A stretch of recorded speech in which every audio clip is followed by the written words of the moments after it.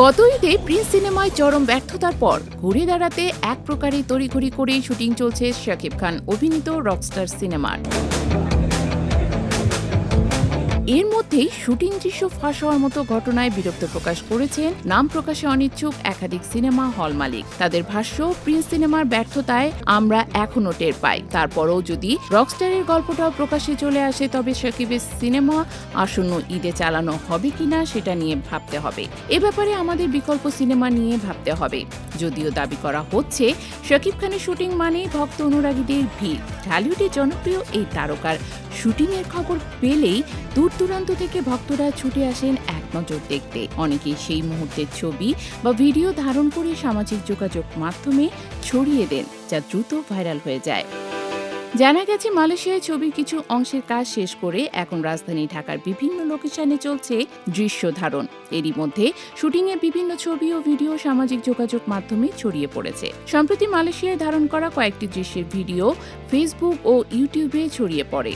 সেখানে শাকিব খানের নতুন লুক, হাঁটা ও অভিনয়ের কিছু অংশ দেখা গেছে।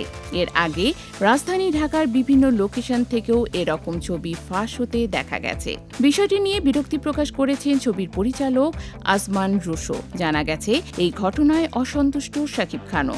এ প্রসঙ্গে গণমাধ্যমকে নির্মাতা আজমান রুশো জানিয়েছেন, একজন নির্মাতা হিসেবে আমি শুধু আমার কাজটাই করতে জানি এবং মনোযোগ দিয়ে সেটাই করার চেষ্টা করছি।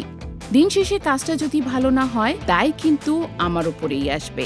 যেহেতু এটি আমার প্রথম সিনেমা, তাই দর্শকদের ভালো কিছু দেওয়ার সর্বোচ্চ চেষ্টা করছি। তিনি আরও বলেন, আমি আমার টিমের সবার কাছ থেকে মোবাইল ফোন রেখে দিয়ে শুটিং করি, কিন্তু ঢাকার বিভিন্ন লোকেশনে কাজ করার সময় বাইরে থেকে অনেক দূর থেকে জুম করে ছবি ও ভিডিও করে ফেসবুকে ছড়িয়ে দিচ্ছে। এদের থামাবে কে? কে কখন কোথা থেকে ছবি তুলছে সেদিকে নজর দিলে তো কাজই করতে পারবো না। জানা গেছে, ইতোমধ্যে ছবিটির প্রায় 70% শুটিং শেষ হয়েছে। খুব শিগগিরই বাকি অংশের কাজ শেষ করে শুরু হবে পোস্ট প্রোডাকশনের কাজ। এরপর ঈদ উপলক্ষে সিনেমাটি প্রেক্ষাগৃহে মুক্তি পাবে। তবে আদৌ এই সিনেমা এবার ঈদে মুক্তি পাবে কিনা সে ব্যাপারে সন্দিহান খোদ হল মালিক সমিতি।